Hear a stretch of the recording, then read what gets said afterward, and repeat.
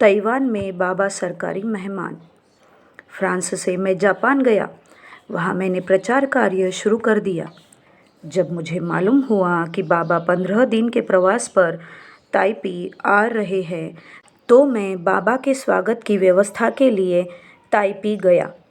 बाबा के प्रवेश पर रोक न लगाकर वहाँ उन्हें राजकीय सम्मान दिया गया।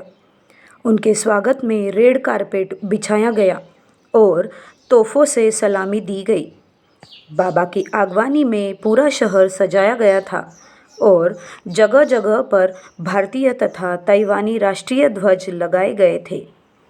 साम्यवादी रूस बाबा का विरोध कर रहा था। उसी के शह पर उन्हें जेल में यातना दी गई और जहर देकर जान से मार डालने का प्रयास हुआ। साम्यवादियों को न्यायालय में पराजित करने के बाद गैर साम्यवादी देशों के लिए बाबा महानायक बन गए, क्योंकि वे भी साम्यवाद के विरोध में लड़ रहे थे। ताइवानी उनमें से एक था जिसका संघर्ष चीन के साथ था। यही कारण था कि ताइवान में बाबा के स्वागत का स्तर किसी राष्ट्रपति या प्रधानमंत्री से कम नहीं था। बाबा के लिए विशिष्ट कक्ष आरक्षित किया गया था ताकि वहाँ सुविधापूर्वक बाबा मार्गियों से मिल सके। योग संस्था के अध्यक्ष ने बाबा के सम्मान में एक लंबा काव्य पाठ किया, जिसमें उसने प्रार्थना की गई कि चीन को पुनः प्राप्त करने में ताइवान की मदद करे।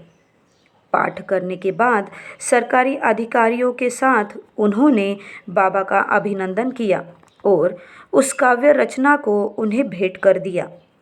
पूरी कविता कलात्मक शैली में लिखी गई थी।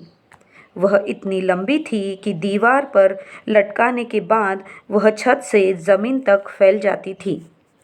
हवाई अड्डा पर स्वागत समारोह के बाद ताइवान सरकार के अधिकारी बाबा को वहां ले जाना चाहते थे, जहां उनके ठहरने के लिए विशेष भवन की व्यवस्था की गई थी।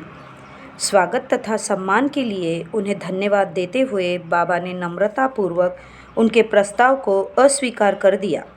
बाबा ने उन्हें बताया कि प्रवचन देने जाना है, वहाँ मेरे मित्र मेरी प्रतीक्षा कर रहे हैं। जिस मित्र की बात बाबा कह रहे थे वह इटली का रहने वाला मार्गी था और इंटरकॉन्टिनेंटल होटलों का प्रबंधक था। उसका अपना विशाल भवन था जिसमें बाबा और उनके साथ गए सभी दादा दीदी एक साथ आराम से रह सकते थे। बाबा को आरामदायक वैभवपूर्ण मकान में रहने की अपेक्षा अपने भक्तों के बीच रहना अधिक पसंद था। इस प्रकार पूरे 15 दिन तक हम लोगों ने अनन्य भाव से बाबा के दर्शन का आनंद उठाया। लक्ष पशु जीवन के पश्चात जीव को मानव शरीर प्राप्त होता है। इसीलिए सभी शास्त्र भी स्वीकार करते हैं कि यह मानव जीवन अत्यंत दुर्लभ है। बुद्धिमान व्यक्ति सभी वस्तुओं का सद्व्यवहार करते हैं और इस सद्व्यवहार के द्वारा वस्तु की सार्थकता प्रमाणित होती है। मानव शरीर पाए हो, साधना, सेवा और त्याग के द्वारा इसे सार्थक कर लो। इस प्रकार अपने को कार्य में लगाओ जिससे तुम्हारा अति बड़ा शत्रु भी तुम्हें घृणा करने का सुयोग न पावे। इस प्रकार कार्य में लगाओ जिसमें तुम्हारे मन में भी यह तृप्ति हो जाए कि इस पृथ्वी पर आकर तुमने व्यर्थ समय नष्ट नहीं किया। बाबा।